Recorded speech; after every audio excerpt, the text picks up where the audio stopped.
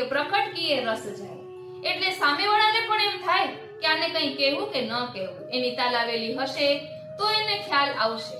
બસ અમારા મમ્મીએ કીધું હતું કે અન્યાશ્રય નહીં કરવાનો, તો મેં પૂછ્યું કે અન્યાશ્રય કોને કહેવાય, કારણ કે અન્યાશ્રય શબ્દ જ પહેલી વાર સાંભળ્યો હતો. પછી એના પપ્પાએ મને કીધું અને એને એમ પણ કીધું કે આપણા મા બાપ જેમાં ખુશ રહે ને એ રીતે કરવાનું, એટલે કઈ જ વાંધો ના આવે. કારણ કે આપણે અન્ય માર્ગમાંથી આવ્યા હોઈએ તો મનમાં મૂંઝવણ થાય કે પેલા જે બધું કરતા હતા અને હવે નહીં કરીએ તો કઈ વાંધો તો નહીં આવે ને. તો ત્યારે એને એટલો જ જવાબ આપ્યો હતો કે આપણા મા બાપ ખુશ રહે ને તો મા બાપ ભગવાનનું જ સ્વરૂપ છે, એ ખુશ રહે એ રીતે કરીએ ને એટલે કોઈ દિવસ કઈ જ વાંધો ન આવે.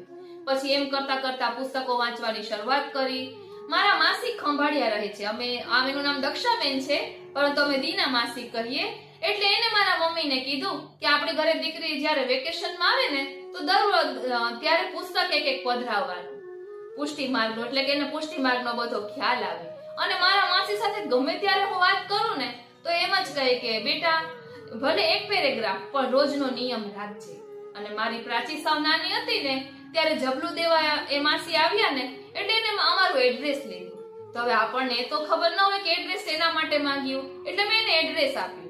પછી કીધું એને કે વૈષ્ણવ પરિવારને બાલ પુષ્ટિ આ પ્રાચીને એમાંથી વાંચીને સંભળાવજે, એને સમજાવજે, નાનપણથી બધું કરાવીશ ને તો એને ખૂબ સુંદર રીતે આવડશે. એટલે મારા માસી આ રીતે મને કીધું હતું.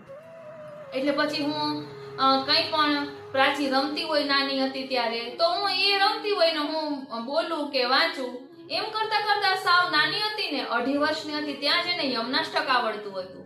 કારણ કે સોડાવા ટાઈમે આપણે યમનાષ્ટક બોલતા હોઈએ, એટલે આ બધું આપણા વડીલો આપણને કહે ત્યારે આપણને ખ્યાલ આવે કે આ રીતે બાળકોનો ઉછેર કરવો જોઈએ. એટલે સત્સંગ નાનપણથી મળ્યું. અને ગર્ભના સંસ્કારની આપણે વાત કરીએ તો મારા એક જેઠાણી છે મોટા અલ્પા ભાભી, એ યમુનાજીને 41 પદના પાઠ ખૂબ જ કરે. એટલે મને ત્યારે પહેલી વાર 41 પદના પાઠની ખબર પડી.